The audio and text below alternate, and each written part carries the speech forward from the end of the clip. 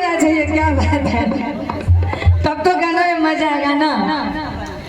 और क्या कहती है, अरे पापा तोहरल बेलर बरुआ, पापा तोहरल बेलर बरुआ, सब जन के तलकाई रे, पापा तोहरल बेलर बरुआ, सब जन के तलकाई रे, सब जन के तलकाई रे बरुआ, सब जन के तलकाई रे, सब जन के तलकाई रे बरुआ, सब जन के तलकाई रे, बाप तोहरल बेलर बरुआ, सब जन के तलकाई रे।